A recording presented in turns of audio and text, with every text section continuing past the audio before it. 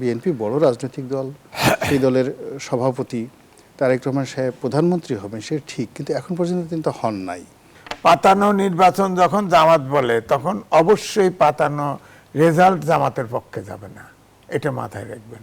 পাতানো মানেই অন্য কেউ সরকার গঠন করবে, অর্থাৎ বিএনপিকে ইঙ্গিত করে। বিএনপি সরকার গঠন করবে, তারা এটা বুঝে ফেলছে। মূল কারণ হলো যে আমাদের যে জনগণ সবসময় তারা অস্থির এবং তারা সবসময় মানে একটা আন্দাজ করার চেষ্টা করে যে বাতাস কোন দিকে।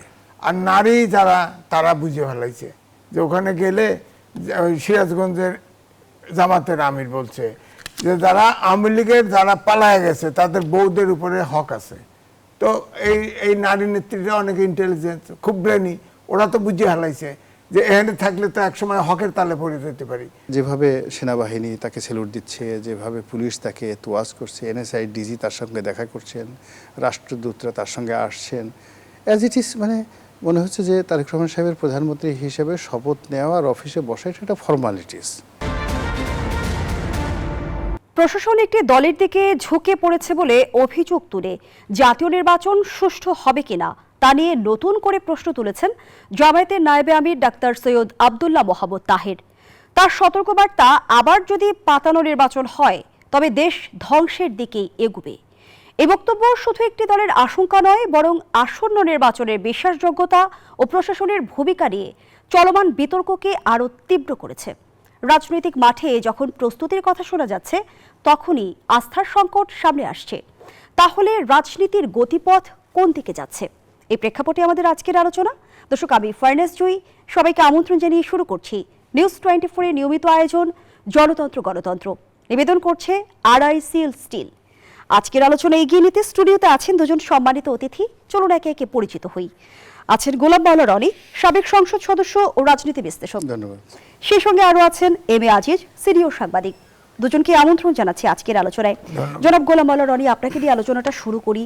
বলছিলাম যে আমরা দেখছি নির্বাচন যত ঘনিয়ে আসছে অভিযোগের মাত্রাও কিন্তু ততটা তীব্র আকার ধারণ করছে এবং প্রধান নির্বাচন কমিশনারের সঙ্গে দেখা করে প্রশাসনের বিরুদ্ধে পক্ষপাতিত্বের অভিযোগ করেছে এনসিপি, জামায়াত ইসলামী আন্দোলন সহ বেশ কয়েকটি রাজনৈতিক দল।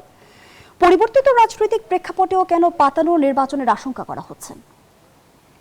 প্রথমত হলো যে জনাব তারেক রহমান সাহেব আসার আগে, বাংলাদেশে আসার আগে মোটামুটি একটা ভারসাম্য ছিল। ভারসাম্যটা হলো যে জামাত এনসিপির কথা মতো প্রশাসন চলত, আর বিএনপির যে ব্রুট মেজরিটি ছিল, জনপ্রিয়তা, সেই জনপ্রিয়তার কারণে মাঠে ঘাটে ময়দানে সেখানে শুধু বিএনপির আওয়াজ ছিল। তো যখন আপনার একটা ব্যালেন্স অফ পাওয়ার থাকে, ক্ষমতার একটা ভারসাম্য থাকে, তখন সেখানে উভয় পক্ষই মোটামুটি স্যাটিসফাইড থাকে। বিএনপি মনে করছে যে আমরা নির্বাচনে প্রশাসনের সাহায্য সহযোগিতা ছাড়াই আমরা জয়লাভ করতে পারব। অন্যদিকে NCP, doctor Muhammad Yunus, kings party, Jamaat, বিভিন্ন রকম যারা আছে তারা বিভিন্ন রকম ম্যানিপুলেট করা, প্রশাসনকে কাজে লাগানো, তারপরে আরও অনেক যে সকল ইলেকশন ইঞ্জিনিয়ারিং রয়েছে তারা করবে কি করবে না, তার চেয়ে বড় ব্যাপার হলো তারা এই বিষয়গুলোর ব্যাপারে যথেষ্ট আশাবাদী ছিল যে তারা কিছু এটা করতে পারবে। তো এভাবে যখন চলছিল ঠিক সেই সময়টাতে তারেক রহমান সাহেব এলেন। তো তারেক রহমান সাহেব আসার পরে পুরো রাজনৈতিক পরিস্থিতি 180 ডিগ্রি অ্যাঙ্গেলে উল্টে গেল। এখন সব কিছুই তারেক রহমান সাহেবের নিয়ন্ত্রণে। তার হাঁটা চলা, চাল চলন, এগুলো সবই একজন প্রধানমন্ত্রীর মতোই তিনি প্রোটোকল পাচ্ছেন রাষ্ট্রের পক্ষ থেকে। তো এটা অন্যান্য যারা রাজনৈতিক দল সঙ্গত কারণে তারা অপমান বোধ করছেন, কষ্ট পাচ্ছেন, ঈর্ষান্বিত হচ্ছেন এবং তারা মনে করছেন যে এটা নির্বাচনের যে লেভেল প্লেয়িং ফিল্ড, এটা হয় না। এখন বিএনপি বড় রাজনৈতিক দল, সেই দলের সভাপতি তারেক রহমান সাহেব প্রধানমন্ত্রী হবেন সে ঠিক, কিন্তু এখন পর্যন্ত কিন্তু হন নাই। তো যারা রাজনৈতিক দল, সেখানে ভিপি নুরুল হক নুরু বলেন কিংবা জুনায়েদ সাকি বলেন অথবা আপনার সাইফুল হক বলেন, মানে যারা তারেক রহমান সাহেবের সাথে আছেন তারা সহ এনসিপির নাহিদ ইসলাম কিংবা জামাতের আমির ডক্টর শফিক, তারা সঙ্গত কারণেই মনে করতে পারেন যে রাজনৈতিক দল হিসেবে আমরা তো সবাই একই পর্যায়ের এবং আমাদের মর্যাদা তারেক রহমান সাহেবের মতোই। তো আমাদেরকে কেন মিলিটারি প্রোটোকল দিচ্ছে না, আমাকে কেন পুলিশ সেলুট দিচ্ছে না, তো এই জিনিসগুলো যে কোনো কারণেই তারা একটা ইনফেরিয়র কমপ্লেক্সের মধ্যে ভুগেছেন। এটি হলো এক। 2 নম্বর হলো যে এই গত 17টি মাস ধরে জামাতকে কেন্দ্র করে যেমন একটা যাকে বলা হয় ভাইব ছিল যে জামাত সব পারে, জামাতের অনেক ক্ষমতা, তারপরে তাদের একটা ভাইব ছিল যে জামাতই হয়তো কৌশল করে ছলে বলে একটা ইসলামী বিপ্লব ঘটিয়ে তারা রাষ্ট্র ক্ষমতায় আসবে। ওদিকে কিংস পার্টি নিয়েও কিন্তু অনেকের ভয় ছিল, এবং ভয়টা এত প্রবল ছিল যে বিএনপি নেতা সালাউদ্দিন সাহেব তিনিও দেখা গেল যে নাহিদ ইসলামের সঙ্গে যখন কথাবার্তা বলছিলেন অবস্থা দৃষ্টি মনে হচ্ছিল যে নাহিদ ইসলামের যে ওয়েট এবং তার যে গ্রাভিটি, এটা কোনো অবস্থাতেই তারেক রহমান সাহেবের চেয়ে কম নয়। আপনি দেখছেন সালাউদ্দিন সাহেব একটু লম্বা প্রকৃতির আর নাহিদ একটু খাটো, তো হ্যান্ডশেক করতে গিয়ে উনি একেবারে যতটা সম্ভব মানে যেটাকে মানে মাথাটা নুয়ে যতটা সম্ভব শরীরটা একটু করে তাকে যে আদর করেছেন, স্নেহ করেছেন, এতে মনে হচ্ছিল যে নাহিদ ইসলামী হয়তো প্রধানমন্ত্রী হয়ে যাবেন। তো এরকম আপনি একবার দুবার একজনের সাথে আপনার এখানে চিন্তা করেন, আমি একদিন আসলাম, আপনি খুব আদর যত্ন করলেন, আর একদিন আমাকে চিনলেনই না, বা দেখা গেল একদিন আসলো সব লোকজন মানে আমাকে সেলুট দিল, তারপরের দিন আমাকে বললো তুই কে। তো এরকম একটা অবস্থা হয়ে গেছে যেখানে বিএনপির যারা লোকজন তারা যমুনাতে ডক্টর মোহাম্মদ ইউনূসের সাক্ষাৎকার পাওয়ার জন্য তীর্থের কাকের মতো বসে থাকতেন। 3বার 4বার অ্যাপয়েন্টমেন্টের চেষ্টা করে তারা দেখা করতে পারতেন না। আবার অন্যদিকে যেদিন জামাতের আমির যেতেন বা যেদিন নাহিদ ইসলাম যেতেন, সেই দিন যমুনাতে সানাই নহবত বেজে উঠত, মনে হতো যেন রাষ্ট্রীয় মেহমান আসছেন। তো সেই যে অবস্থা, সেই রমরমে অবস্থা এখন সবার জন্য একটা দুর্ভিক্ষ শুরু হয়েছে। রাজনীতির এই বাক পরিবর্তনের পেছনে কি কারণ? মূল কারণ হলো যে আমাদের যে জনগণ সবসময় তারা অস্থির, এবং তারা সবসময় মানে একটা আন্দাজ করার চেষ্টা করে যে বাতাস কোন দিকে। আমাদের এই দেশের বেশিরভাগ মানুষ জোয়ারের পক্ষে থাকতে রাজি, কখনো ভাটার দিকে তারা যেতে চায় না, কখনো উজানে নৌকা বাইতে চায় না। তো এখন তারেক রহমান সাহেব আসলেন, বেগম জিয়ার যে একটা যুগান্তকারী ঐতিহাসিক জানাজা হলো, সব মিলিয়ে যারা লোকজন তারা মনে করলেন যে বিএনপি ক্ষমতায় চলে আসছে। তারপরে যেভাবে সেনাবাহিনী তাকে সেলুট দিচ্ছে, যেভাবে পুলিশ তাকে তোয়াজ করছে, এনএসআই ডিজি তার সঙ্গে দেখা করছেন, রাষ্ট্রদূতরা তার সঙ্গে আসছেন, অ্যাজ ইট ইজ মানে মনে হচ্ছে যে তারেক রহমান সাহেবের প্রধানমন্ত্রী হিসেবে শপথ নেওয়া আর অফিসে বসা এটা একটা ফর্মালিটিস, কিন্তু আসল কাজ হয়ে গেছে। তো এর ফলে কি হলো, যারা অতীতে এই গত 17 মাস যাবৎ ক্ষমতার পাদপীঠে ছিলেন, নিজেদেরকে প্রধানমন্ত্রী ভাবতেন, লোকজনও তাদেরকে চিন্তা ভাবনা করতে, এখন তারা খুব ভীষণ রকম বেকায়দায় পড়েছে। একটা মাছ পানিতে যেভাবে শক্তিশালী থাকে, সেই মাছটিকে যখন মানে উপরে উঠে আনা হয় তার ভিতরে যেমন অক্সিজেনের সমস্যা হয়, এখন এই গত 17 মাসে যারা খুব তেলে ঝুলেছিলেন এখন তারা সবাই অক্সিজেন সমস্যায় পড়েছেন। এই তারেক রহমান সাহেবকে নিয়ে অতিরিক্ত যে সবার আকর্ষণ, ভীষণ রকম আকর্ষণ, মানে এমন মানুষ মনে হয় যেন তারেক রহমান সাহেবকে জীবনে তারা দেখেনি, সারাদিন খালি তার সাথে তাকাই থাকবে। কোথায় ফেসবুকে তারেক রহমান আছে, কোথায় খবরে আছে, আর সাংবাদিকরাও সেখানে গিয়ে দলে দলে দাঁড়িয়ে থাকবে তার সঙ্গে যারা দেখতে গেল, মানে ওটা মানে তারেক রহমান সাহেবের অফিস লাইভ মানে টেলিকাস্ট করার জন্য সাংবাদিকরা বসে থাকে। তো ঢাকা বিশ্ববিদ্যালয়ের ভাইস চ্যান্সেলর তিনিও গিয়ে তারেক রহমান সাহেবের সাথে দেখা করলেন। তো এটা তো আবার জামাতের আমির, ধারণা করা হয় যে ঢাকা ইউনিভার্সিটির ভাইস চ্যান্সেলর হয়তো জামাতপন্থী, আমি জানি না, বাট মনে করে সবাই। পরে শেষে সেই ভদ্রলোকও জামাতের আমিরের সম্মান বাঁচানোর জন্য তারেক রহমান সাহেবের সাথে দেখা করার পর জামাতের আমিরের সাথে দেখা করে আসছে। তো এই জিনিসগুলোর কারণে কি হলো না, যাদের মানে কথা বলার প্ল্যাটফর্ম আছে তারা বলছে এই যে যা কিছু বলছে নির্বাচনে মূলত তাদের রাগ হচ্ছে, ক্ষোভ হচ্ছে বিএনপির বিরুদ্ধে। কিন্তু জনাব গোলাম মাওলা রনি, আমরা 24-এর গণঅভ্যুত্থানের পর ভিন্ন বাস্তবতা দেখার এক ধরনের আকাঙ্ক্ষা তো আমাদের মনে তৈরি হয়েছিল। এখনো আপনার বক্তব্য শুনে মনে হচ্ছে যে রাজনীতি ক্ষমতার বলয় আবদ্ধ, ক্ষমতার দিকে আমরা ঝুঁকে যাচ্ছি। তাহলে আসলে নতুন বন্দোবস্ত বা রাজনীতির সংস্কৃতির পরিবর্তনের যে কথাগুলো আমরা এতদিন ধরে শুনেছি তার কি হলো? এগুলো সবই আসলে কথার কথা ছিল। এই কারণ হলো নতুন একটা বন্দোবস্ত করার জন্য নতুন চিন্তা চেতনা, ধ্যান ধারণা মানুষ দরকার। তো আমাদের এখানে যারা বাংলাদেশে, তো হঠাৎ করে এই ধরনের কোনো রেভলিউশন হয়নি। হঠাৎ করে আমাদের দেশে দেশ বিদেশ থেকে আপনি চিন্তা করেন যে লেনিন, তিনি একটা রুশ বিপ্লব করলেন, তিনি দীর্ঘদিন জার্মানিতে ছিলেন। তো ইউরোপ থেকে তিনি গণতন্ত্র এবং সমাজতন্ত্র যেভাবে শিখে এসেছেন ওটার ধারাবাহিকতায় তার একটা গ্রুপ অফ পিপো ছিল, স্ট্যালিন ছিল, লেনিন ছিলেন, ট্রটস্কি ছিলেন, তারা সবাই মিলে এরকম একটা রুশ বিপ্লব করলেন। তারপরে আবার বিপ্লব করার পর প্রতি বিপ্লব হয়ে গেল, বলশেভিক এবং মেনশেভিক বিপ্লব হয়ে গেল। তো বিপ্লবের যে ইতিহাস রয়েছে সারা দুনিয়াতে, আমাদের দেশে তো সেটা হয়নি। আমাদের দেশে একটা গণ অভ্যুত্থান হয়েছে স্বতঃস্ফূর্ত। ফলে গণ অভ্যুত্থানের পরে আমাদের যেটা ছিল, প্রথমও যেটা ছিল যে গণ অভ্যুত্থানের একমাত্র দাবি ছিল শেখ হাসিনা যেতে হবে, এবং আমরা কেউ বিকল্প চিন্তা করিনি। আমরা সবাই বলছি আগে উনি যাক, সেটা উনি মরে যাক অথবা পালিয়ে যাক অথবা যা কিছু হোক, উনি যাক, তারপরে দেখা যাবে কি হবে না হবে, মানে এরকম ছিল আমাদের মন মানসিকতা। তো সে চলে যাওয়ার পরে আমরা খুব 24 ঘন্টা 48 ঘন্টা খুব খুশির মধ্যে ছিলাম। পরবর্তীতে যারা এলেন তাদের প্রতি আমাদের আগ্রহ ছিল অনেক বেশি। এরা এটা দেবে, ওটা দেবে, ওটা দেবে, যেটা তাদের সামর্থ্যের মধ্যে ছিল না। তো ফলে কি হলো, মানুষের চাহিদা এবং প্রাপ্তির মধ্যে একটা বিরাট ব্যবধান তৈরি হয়ে গেল। আর অন্যদিকে যে সমস্ত লোকজন হঠাৎ করে দায়িত্ব লাভ করলেন, আপনি বোঝার চেষ্টা করেন, আসিফ মাহমুদ, সজীব ভুইয়া, মাহফুজ কিংবা সার্জিস, হাসনাত, এরা মানে 30 বছর বয়স এরা মানে একটা পাবলিক পরীক্ষাতে বিসিএস পরীক্ষা কখনো দেয়নি। এখন তাদেরকে আমরা মন্ত্রী বানিয়ে ফেলেছি, বড় বড় মন্ত্রণালয় দিয়েছি, এবং যাদেরকে মন্ত্রিত্ব দেয়নি তাদেরকে মন্ত্রীর চেয়েও বড় সম্মান করেছি, মর্যাদা দিয়েছি। তাদেরকে গ্র্যান্ড লিডার হিসেবে আইদার এজুকের সি গুয়েভারা কিংবা ফিদেল ক্যাস্ট্রো, ইয়াসির আরাফাত, বঙ্গবন্ধু শেখ মুজিবুর রহমান, ওই পর্যায়ে তারা, নেলসন ম্যান্ডেলা। তো আমরা এই যে তরুণ যে সমস্ত অন্ততপক্ষে 1 ডজন তরুণ নেতা এবং নেত্রী যারা এই গণ অভ্যুত্থানের মধ্যে আসছে, আমরা তাদেরকে সবাইকে এরকম বড় বড় বিপ্লবী বানিয়ে দিয়েছি। কিন্তু গণ অভ্যুত্থানের পরে তারা কিন্তু এক ধরনের স্বপ্নও দেখিয়েছিল, নতুন রাজনৈতিক বন্দোবস্তের কথাও তারা বলেছিল, কিন্তু স্বপ্ন আর বাস্তবতার সাথে ফারাক কতটুকু?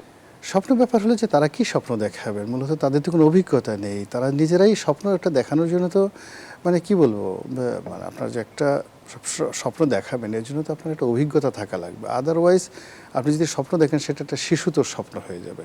একটা ছোট বালক যদি আপনাকে বলে যে তোমাকে চাঁদের দেশের বুড়ির কাছে নিয়ে যাব, ওখানে বেগুন ভাজা দিয়ে তোমাকে ভাত খাওয়াই নিয়ে আসবো, আপনি খুব মজা পাবেন। শিশু মানে আবল তাবল বলছে। কিন্তু একজন লোক যিনি হিমালয়ের চূড়ায় পৌঁছেছেন, সে বা মেরু অঞ্চলে গেছেন, সেই এডমন্ড পিয়ারি বলেন বা সেই যারা হিমালয় জয় করেছেন তারা বলেন, তারা যখন আপনার কাছে এসে বলবেন একটা কথা যে তোমাকে আমি হিমালয়ে নিয়ে যাব, দেন ইউ উইল বিলিভ।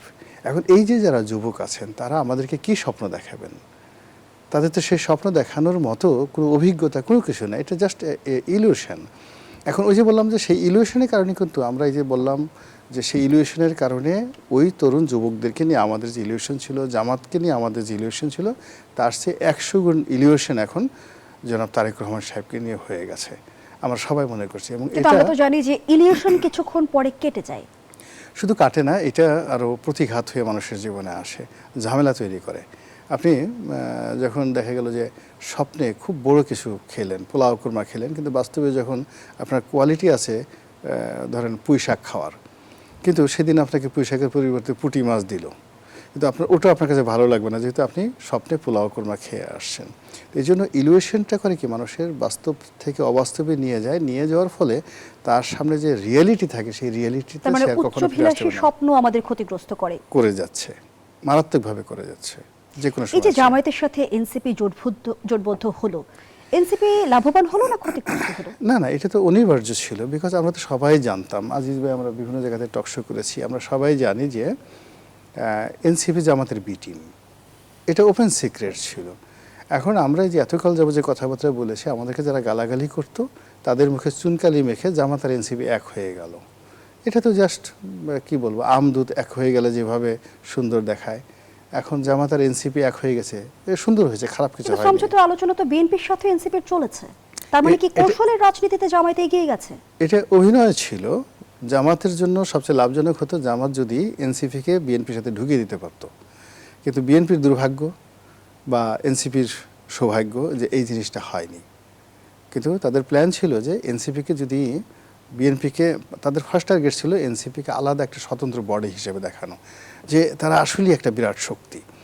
তো সেই শক্তিটা যখন তাদের প্ল্যান এ ফেল করলো, তারা দ্বিতীয় চেষ্টা করলো, জামাত চেষ্টা করলো যে ঠিক আছে এটা কোনো মতে অন্যের ঘরে ঢুকিয়ে দেওয়া যায় কিনা। আমি একটু বুঝতে চাই জনাব গোলাম মোল্লা রনি, রাজনীতির দাবা খেলায় সবকিছু কি নিয়ন্ত্রণ জামায়াতের হাতে? জামাতের হাতে কোনো কিছু নিয়ন্ত্রণ তারা চেষ্টা করেছে নিয়ন্ত্রণ করার জন্য। এর কারণ হলো তারা তো যে গত সেই 2009-10 সন থেকে বিভিন্নভাবে খেলছে। তো খেলতে খেলতে তাদের গুপ্ত রাজনীতিতে একটা সফলতায় এসছে। তারা অনায়াসে বিএনপির মধ্যে মিশে যেতে পেরেছে, তারপরে চরমোনাইতে মিশে যেতে পেরেছে, তারপরে আওয়ামী লীগের সঙ্গে মিশে যেতে পেরেছে, ভারত, চীন সব জায়গাতে তারা মিশে যেতে পেরেছে এবং এটাকে মনে করেছে যে দে ক্যান ডু এভরিথিং। কিন্তু এই বিষয়গুলো যখন 18 কোটি মানুষের সঙ্গে গণমানুষের রাজনীতির এই ইলেকশন কেন্দ্রিক একটা চলে আসছে, তখন জামাত বুঝছে যে না, ওটা তাদের যে চালাকি সলসাতের ম্যাজিক, মানে ম্যাজিক হলো কি, ম্যাজিক আপনি দেখানোর জন্য একটা নির্দিষ্ট সময়, দিনের আলো বা রাতের আলো এবং নির্দিষ্ট একটা মঞ্চ লাগে, আদারওয়াইজ আপনি ম্যাজিক দেখাতে পারবেন না। কিন্তু আপনি যদি পথে ঘাটে মাঠে যেখানে মানুষ রিয়েলিটি দেখতে চায় সেখানে আপনি ম্যাজিক দেখাতে চেষ্টা করেন, তাহলে আপনি আর ম্যাজিক দেখাতে পারবেন না, ভাওতাবাজি। এখন জামাত যে কাজগুলো করছে এটা সবসময় হলো একটা বেলুন খুব বড় করে ফুলালে যেভাবে অবস্থা হয়, তদ্রূপ তারা তাদের নিজেদের দল, নিজেদের শক্তি সব কিছুকে তারা এমনভাবে এই গত 17 মাসে তুলে ধরেছে। এখন তারেক রহমান আসার পরে সব কিছু একটা বেলুন যেভাবে ফুটে গেলে। কিন্তু সবচেয়ে গুরুত্বপূর্ণ যে প্রশ্ন রাজনীতির অঙ্গনে সেটি হচ্ছে জামায়াত জনগণের আস্থা অর্জন করতে কতটা পেরেছে, সে প্রশ্ন আমি আপনার কাছে রেখে যেতে চাই। পরবর্তী অংশে ফিরছি। ধন্যবাদ জানাচ্ছি এ পর্যায়ে জনাব এম এ আজিজ। এই যে প্রশাসনের পক্ষপাতিত্ব নিয়ে অভিযোগ করছে রাজনৈতিক দলগুলো, সেই সঙ্গে পাতানো নির্বাচনের অভিযোগ করছে, অভিযোগগুলো কি শুধুই রাজনৈতিক বক্তব্য নাকি এখানে কোনো প্রাতিষ্ঠানিক দুর্বলতাও দেখছেন? আমি রনিবার কথার সাথে সূত্র ধরে বলছি, তারেক রহমান যে অভ্যর্থনা 300 ফিটে হলো আপনাদের এখানে, এরপরে ম্যাডাম খালেদা জিয়ার যে জানাজা হলো, এরপরে রাজনৈতিক মাঠ কিন্তু ঘুরে গেছে। আপনি 2001 সালে চিন্তা করেন, কেউ কোনো জরিপ কেউ মনে করে নাই বিএনপি ক্ষমতায় আসবে, মেজরিটি পাবে। তখনও কিন্তু সবাই ভাবছিল যে আওয়ামী লীগ সরকার গঠন করবে, সবাই আওয়ামী লীগের সাথে নেতাদের সাথে দেখা করেছে। এবারে যেটা হয়েছে, বিএনপি অফিসে বেগম খালেদা জিয়ার কন্ডোলেন্স বুক খোলা আছে, সেখানে বিভিন্ন রাষ্ট্রদূত, বিভিন্ন বিশিষ্ট ব্যক্তিরা যাচ্ছেন, ওখানে বই স্বাক্ষর করছেন। এটাতেও কিন্তু এক ধরনের ইমপ্রেশন জামাতি তৈরি করে দিছে যে ওইখানে সবাই যায় দেখা করতেছে, এই সেই, তার মানে বিএনপি ক্ষমতায় গেছে এরকম মনে করা হচ্ছে। তো আমার কথা হচ্ছে যে ঠিকই বলেছে, জামাতের তো সমালোচনা করি, এইবারে মনে হচ্ছে জামাত একবার সত্য কথা বলছে যে পাতানো নির্বাচন হবে। হ্যাঁ, পাতানো নির্বাচন হবে, অলরেডি এই জায়গায় চলে আসছে। কারণ আপনি দেখেন দুইটা সমাবেশের কারণে, একটা জানাজা আর একটা সমাবেশ, দুইটার পরে বাংলাদেশে রাজনৈতিক হাওয়া কিন্তু পাল্টে গেছে। এখন পাতানো নির্বাচনের মতোই হবে। জামাত যেমন আগে একবার নিরপেক্ষ নির্বাচন আলাদা করেছিল, একটা সিট পেয়েছিল, আর একবার 2-3টা সিট পেয়েছিল। এবারে হয়তো 3টে পাবে না, 10টা সিট পাইতে পারে, তার বেশি পাবে না। আগে ভাবছিলাম, তখন কিন্তু একটা হাইপ উঠে গেছিল, জামাত তলে তলে সরকারও গঠন করে ফেলতে পারে, সব ইসলামিক দলের ভোট এক বাক্সে নিয়ে সরকার গঠন করতে পারে। হ্যাঁ, এও ঘটবে, কিন্তু ভোটও আসতে পারে সাথে, আওয়ামী লীগের ভোটও তাদের দিয়ে দিতে পারে, সুতরাং তারা সরকার গঠন করবে। এখন এটা আবার স্থিতি অবস্থায় চলে গেছে, অরিজিনাল জামাতের যে শক্তি ওই জায়গাতে যায়, চলে গেছে। সুতরাং এখন তো পাতানো নির্বাচন, বিএনপি সরকার গঠন করবে, ওনারা খুব অল্প সিট নিয়ে বিরোধী দলে। সেই অনুধাবন থেকেই কি জামায়াত জাতীয় সরকারে থাকার আগ্রহ প্রকাশ করছে? তা তো বটেই, কারণ বিএনপি তো আগেই বলেছে যারা আমাদের এই আন্দোলনের সাথে শরিক, যারা নির্বাচনের পরে তাদেরকে নিয়ে জাতীয় সরকার করবে। তো সেখানে তো জামাত ছিল না, জামাত তো তার বাম দলগুলি ছিল, তাদেরকে নিয়ে করবে। ওনারা আগ বাড়ায় বলল যে জামাত বলছে যে নির্বাচনের পরেই আমাদের সাথে একটা আমরা আলোচনা বসবো, অর্থাৎ তারা যাতে একসাথে বলছে একসাথে দেশ চালাতে আগ্রহ প্রকাশ। কিন্তু জামায়াতও যদি জাতীয় সরকারে যুক্ত হয় তাহলে সংসদে বিরোধী দল কে হবে? আমরা কি বাস্তবতা দেখব? জামাতকে নিবে না তো বিএনপি।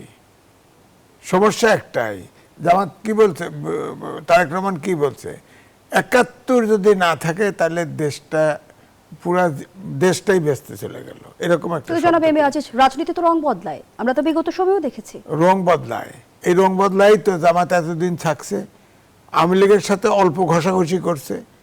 ঢাকা ইউনিভার্সিটিতে কোনো শিবির দেখছিলেন কোনো দিন? যদি আওয়ামী লীগ না পালাইতো, শেখ হাসিনা না পালাইতো, তাহলে কি ঢাকা ইউনিভার্সিটিতে শিবির খুঁজে পেতেন না।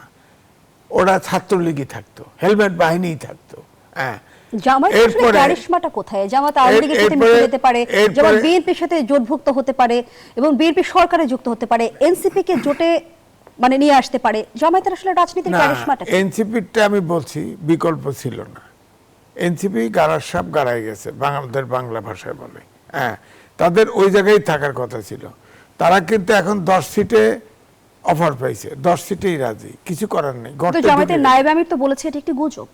হ্যাঁ, 10 দেখা যাক কয়টা সিট দেয়। 30টা সিট সেটেল হয়েছে না, এখন তো 10টায় নামছে। কারণ ইসলামিক আন্দোলন বাংলাদেশও ছেড়ে দিছে, হ্যাঁ, কিছু ছেড়ে দিছে। এখন এনসিপি তো ওখান থেকে বেরোনোর, এটা একটা অন্ধকারের যুগ। ওখানে লোক ওখানে ফিরে গেছে, ওখান থেকে আর বেরোবে না। জামাতের সাথে এনসিপি এরা আত্মীকরণ হয়ে যাবে। আমি বলবো এটা কিন্তু যতই বলেন একটা অভ্যুত্থানের প্রথম সারির শক্তি, যদিও তারা এত বিতর্কিত হয়েছে, এরকম বিতর্কিত কোনো ছাত্ররা হয় নাই। সব আন্দোলন ছাত্ররা অগ্রভাগে ছিল, কিন্তু এবারে যে বিতর্কিত হয়েছে, তারপরেও আমি বলবো একটা অভ্যুত্থানের শক্তি, একটা ব্র্যান্ড ভ্যালু আছে, তাদের টিকে থাকা দরকার ছিল।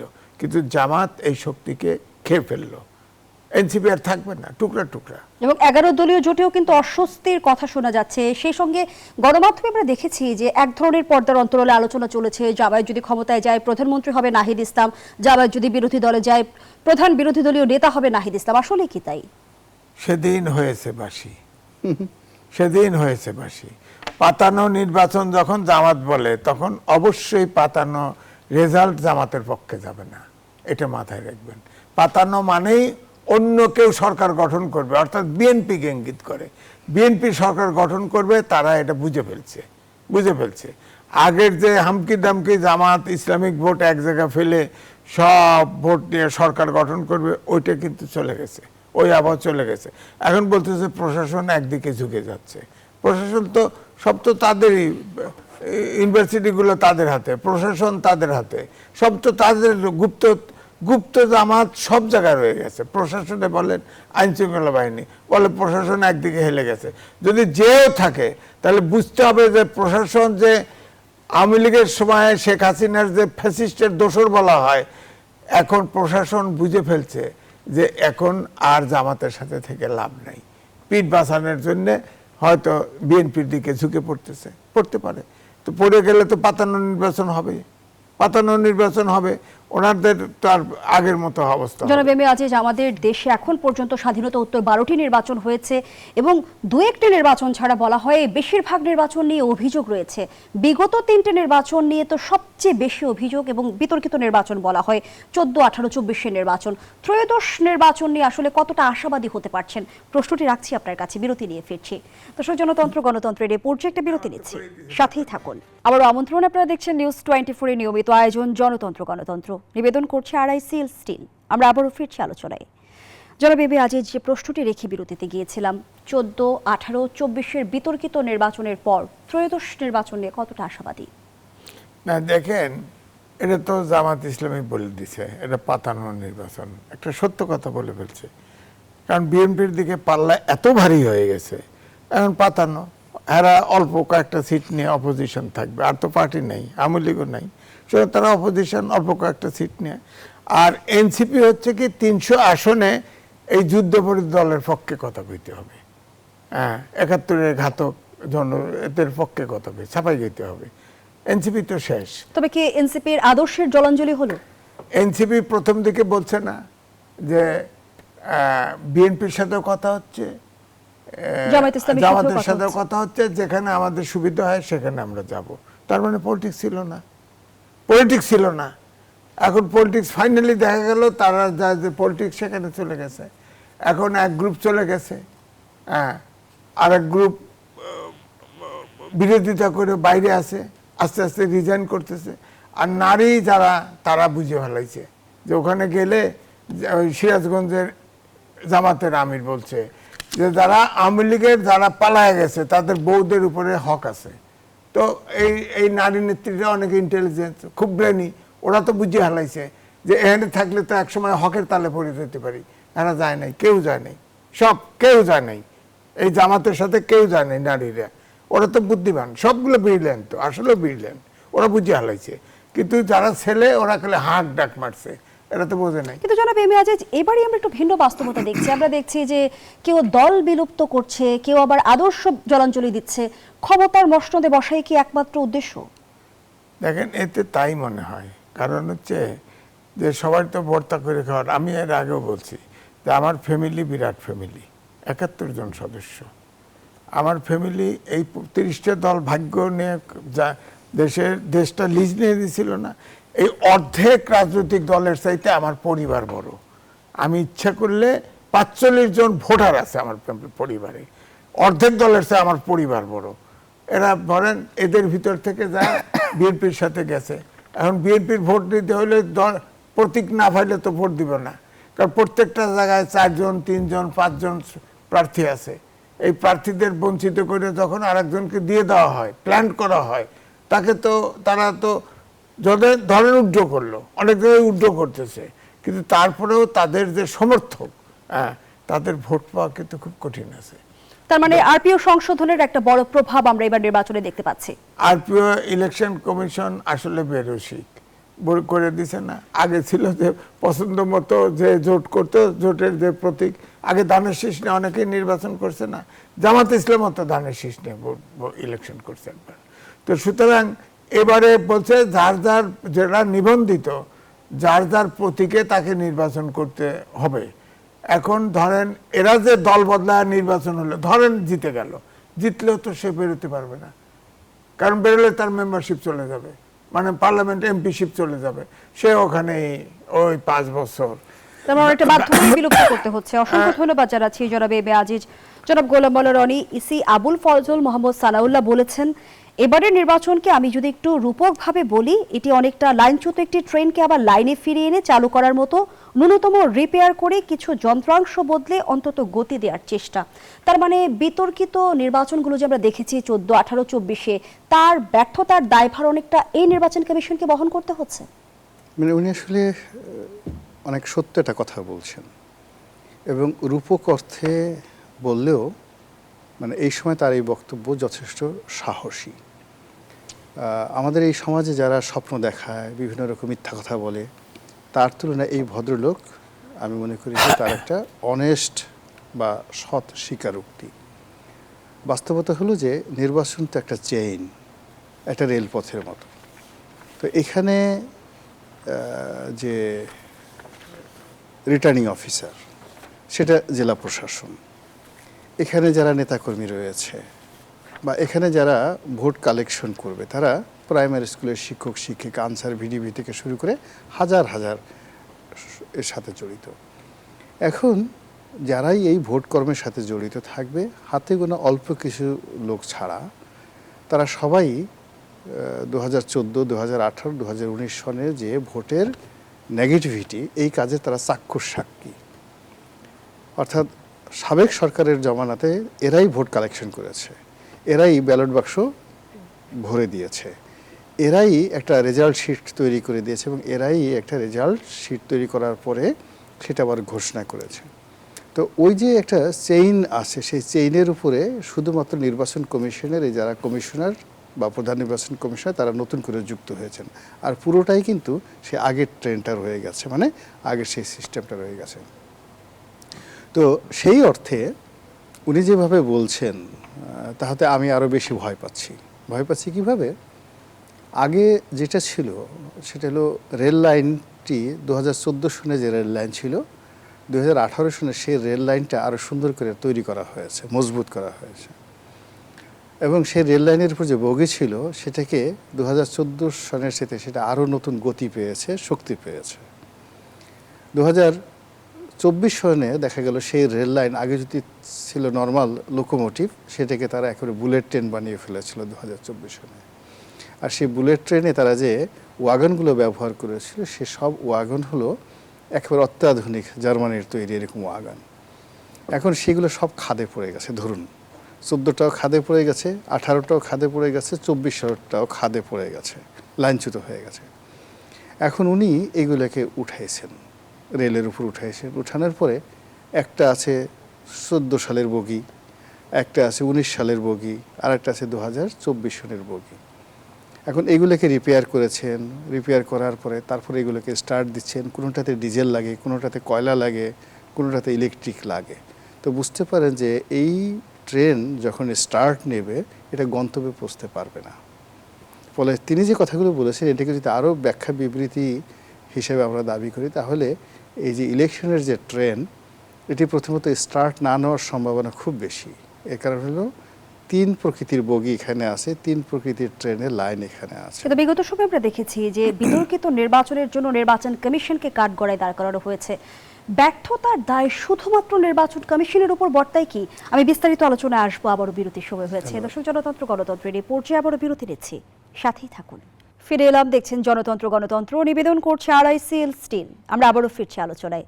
জনাব গোলাম মাওলা রনি, যে প্রশ্নটি রেখে বিরতিতে গিয়েছিলাম, বিতর্কিত নির্বাচনের দায় শুধুমাত্র কি নির্বাচন কমিশনের উপর বর্তায়? প্রধানত নির্বাচন কমিশনের উপর বর্তায়।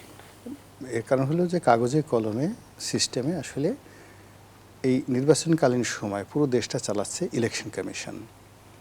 তো সেক্ষেত্রে তাকে দায়িত্ব নিতে হবে। যদিও আমাদের যে বাস্তবতা, সেই বাস্তবতায় সরকারের একটা বিরাট ভূমিকা থাকে, রাজনৈতিক দলের একটা বিরাট ভূমিকা থাকে, এবং স্থানীয় যে এলিট সোসাইটি, বিশেষ করে যারা মাস্তান থাকে, তাদের একটা বিরাট ভূমিকা থাকে ইলেকশনে। কিন্তু এই ভূমিকাগুলো নিয়ন্ত্রণ করার ক্ষমতা কাগজে কলমে কিন্তু ইলেকশন কমিশনের আছে। তো ইলেকশন কমিশন যদি সত্যিকার অর্থে সেটা প্রয়োগ করতে চায় তাহলে তারা সেটা পারবে। কিন্তু তা না করে অতীতে আমরা যেভাবে দেখেছি, বিশেষ করে এই 3টি নির্বাচন, হাবিবুল আওয়াল, রকিবুল হুদা এবং হুদা কবি নুরুল হুদা, তো তারা যেভাবে তাদের শরীর মন দেহ যেভাবে সমর্পণ করেছিল আওয়ামী লীগের নিকট, এবং এর ফলে তারা যে অপমানিত হয়েছে, নুরুল হুদাকে যেভাবে জুতো মারা হয়েছে, যেভাবে তার গলায় জুতোর মালা পরানো হয়েছে, মানে এটা বর্তমান যারা ইলেকশন কমিশনার রয়েছেন তাদের জন্য এটা একটা অশনির সংকেত।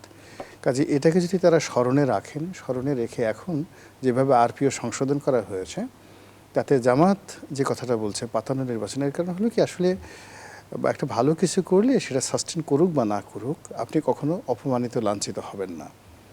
কিন্তু আপনি মন্দ একটা কাজ করলেন, সেটা যদি সাস্টেইনও করে, কিন্তু আপনি নিন্দিত এবং ঘৃণিত হয়ে থাকবেন।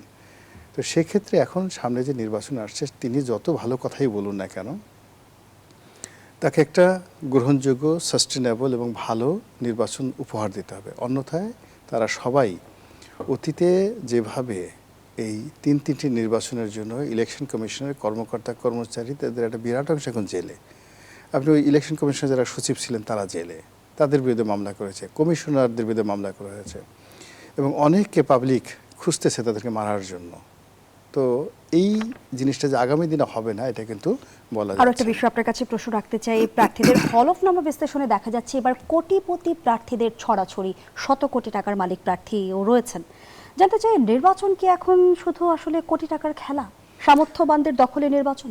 এটা মানে নির্মম সত্য হলো, এখানে আসলে একটা নির্বাচন করতে কম করে হলো 1 কোটি থেকে সর্বোচ্চ 100 করোড় টাকাও খরচ হয়ে যায় কোনো কোনো ক্ষেত্রে। যেখানে নির্বাচনের মনোনয়ন বাণিজ্য হয়, এখন হয়েছে কিনা বলতে পারবো না, বাট অতীতে শোনা গেছে যে একটা নির্বাচনে এই 2024 সনে আমি শুনলাম যে একজন সাধারণ MP, সে আওয়ামী লীগের মনোনয়ন পাওয়ার জন্য 60 কোটি টাকা ঘুষ দিয়েছে। এখন তার 60 কোটি টাকা ছিল না, সে সাধারণ একজন প্রার্থী। আমি বললাম যে ও 60 কোটি টাকা পেলো কী করে? বললো যে একটা প্রজেক্ট দেখিয়ে একটা ব্যাংক থেকে 120 কোটি টাকা সে মেরে দিয়েছে। 120 কোটি টাকা মেরে সে 60 কোটি টাকা আওয়ামী লীগের নেতাদেরকে ঘুষ দিয়েছে, আর ব্যাংকের লোকদেরকে কিছু টাকা দিয়েছে, আর নিজে বাকি টাকা মেরে দিয়ে এখন সেই যেহেতু ইলেকশন ঠিক হলো না, এখন সে পালিয়ে আছে ব্যাংকের ঘাড়ে 120 কোটি টাকা। তো এই নির্বাচনকে কেন্দ্র করে এরকম একটা চক্র বিরাট কাজ করছে। তো সেই দিক থেকে এখানে টাকার কোনো বিকল্প নেই। ধন্যবাদ জানাচ্ছি জনাব গোলাম মাওলা রনি। জনাব এম এ আজিজ, নির্বাচন যদি সামর্থ্যবানদের হাতে চলে যায়, তাহলে যারা সৎ রয়েছে, যোগ্য রয়েছে, কিংবা ত্যাগের রাজনীতিক রয়েছে, তারা কি ভবিষ্যতের রাজনীতি বিমুখ হয়ে যাবে? আমার তো মনে হয় বিমুখ তো হয়েছেই, সিচুয়েশনটাই তাই। যেমন নিরপেক্ষ নির্বাচন, যারা স্বতন্ত্র নির্বাচন করছে, 1% ভোট ভোটারের তার স্বাক্ষর লাগবে এবং ভোটার নাম্বার সহ।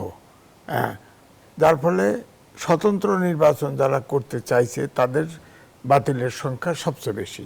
আপনি বলেন তো ভোটের আগে ভোটার আইডেন্টিফাই হবে কেন? এক, তারপর আমি ভোট দেবো কারে, এটা তো আমার গোপন কথা, গোপন। এটা কেন? আর 1% মানে 3 লাখ ভোটারও যদি হয়, 3000 ভোটার, 300 ভোটার না, না প্রায় 4000 5000 4,000 মানে 1% যেহেতু 1%, এটা এই ভোটটা কেমন করে সংগ্রহ করা সম্ভব বলেন? তাদের ভোটার নাম্বার সহ, এটা কি সম্ভব? একটা অবাস্তব। ভোটের আগে সে ভোট করে পাগল হয়ে যাবে। ভোটের আগে ভোটার একজন পার্টির নমিনেশন নিচ্ছে, যে সে তো পার্টির সার্টিফিকেট দিলেই সে ক্যান্ডিডেট, আর যে স্বতন্ত্র নির্বাচন করে তার 1% ভোটার। তার মানে তার একটা জটিল প্রক্রিয়ার ভেতর দিয়ে যেতে হচ্ছে। এটা তো উচিত হয় নাই, এটা তো উচিত জনাব হয় এম এ আজিজ এবং গোলাম মাওলা রনি দুজনের কাছে একটি অভিন্ন প্রশ্ন রেখে মন্তব্য নিয়ে শেষ করব। বাংলাদেশের রাজনীতিতে এখন নারীদের অবস্থান কোথায় জনাব এম এ আজিজ? নারীদের অবস্থান আমার তো মনে হয় 5% সংস্কারে ছিল, 5% নারীদের কমপক্ষে নমিনেশন দেওয়ার কথা ছিল। কোনো দলই তা দেয়নি। ইসলামিক দল তো নাই, নারীদেরকে তো দিবেই না, তারা দিচ্ছেই না। বিএনপির ভিতরে 5% নাই। আপনি দেখেন অনেকগুলো নারী টকশোতে আসে, অনেক ইয়ে করে, কিন্তু নারীদেরকে বিএনপির তো নারীর অভাব নেই, দিতে পারতো তো, দেয় নাই তো। নারীরা ধরেন উপরে শুধু একজন প্রধানমন্ত্রী হলো, একজন প্রেসিডেন্ট হলো, তার মানে নারী ক্ষমতায়ন হলো, ব্যাপারটা তো তা না। ব্যাপারটা হলো অংশগ্রহণ থাকতে হবে নারীদের সব ধন্যবাদ লেভেলে। জানাচ্ছি জনাব এম এ আজিজ, গোলাম মাওলা রনি। রুমিন ফারহানের মতো নারী নেতৃত্ব আমরা দেখলাম বিএনপি থেকে মাইনাস হয়ে গেল, এবং গণ অভ্যুত্থানের সময় যে নারীরা সম্মুখ যোদ্ধা হিসেবে পরিচিতি পেয়েছিল তারাও এখন বলা হচ্ছে যে রাজনীতি থেকে অনেকটা উধাও। তাহলে নারীদের অবস্থান রাজনীতিতে কোথায়? এটি খুবই হতাশাব্যঞ্জক। হতাশাব্যঞ্জক হলো যে আমাদের দেশে ঐতিহ্যগতভাবে নারীরা ঝুঁকি নেয় বেশি। অতীতের যে কোনো ইভেন 52 ভাষা আন্দোলন থেকে অন্য যে সকল গণ আন্দোলন হয়েছে, আপনি ছবিগুলো যদি দেখেন দেখবেন যে মিছিলের সম্মুখ সারিতে নারীরা থাকে। এমনকি এই যে বিএনপির গত 15 বছরে যে শাসন, মানে বিএনপির যে আওয়ামী লীগ জমানাতে বিএনপির যে দুরবস্থা, ওই সময়টাতেও কিন্তু সম্মুখ সারিতে নারীরা সামনে ছিল, পেছনে কিন্তু অন্য নেতারা থাকতো। এমনকি 8 জন 10 জন 12 জন মিছিল হতো, সেই 12 জনের মধ্যে 6 জনই নারী থাকতো। এখন একজন ধরেন পাপিয়া, নীলুফার চৌধুরী মণি, তারপর শেষে রুমিন ফারহানা তো অনেক পরে আসছে, তারপরে ওই যে শাম্মী আক্তার, রানু, এইরকম মনে করেন যে যারা দলের জন্য ভীষণ রকম যাদের কথা ডেডিকেটেড বললেন ছিল। তারা কেউই কিন্তু এবার মনোনয়ন পায়নি। মনোনয়ন তো দূরের কথা, তাদের পার্টির পোর্টফোলিওতে তো তাদের নেই, অথচ এদের জীবন যৌবন পরিবার সব কিছু শেষ করে দিয়েছে এই দলের জন্য, বেগম জিয়ার জন্য সব কিছু দিয়ে দিয়েছে। তো সেক্ষেত্রে যারা আসছেন ধরেন তারা কেউ হয়তো উত্তরাধিকার সূত্রে আসছেন, কেউ হয়তো পারিবারিক কোটাতে আসছেন, কিন্তু রাজপথে বিএনপির যারা খুব ডেডিকেশন ছিল তারা ওইভাবে কোটা এলে আসলে রাজনীতিতে হ্যাঁ, নারীর আরো- ক্ষমতায়ন আদতে কতটুকু হলো সেখানেও প্রশ্ন ওঠে। অবশ্যই, অবশ্যই। অনেক ধন্যবাদ জানাচ্ছি জনাব গোলাম মাওলা রনি, ধন্যবাদ জানাচ্ছি জনাব এম এ আজিজ আপনাকেও। আমরা আমাদের জি, আয়োজনের ধন্যবাদ। একেবারে শেষ প্রান্তে দর্শক এখানেই শেষ করছে জনতন্ত্র গণতন্ত্রের আজকের আয়োজন। ধন্যবাদ এতক্ষণ আমাদের সাথে থাকার জন্য।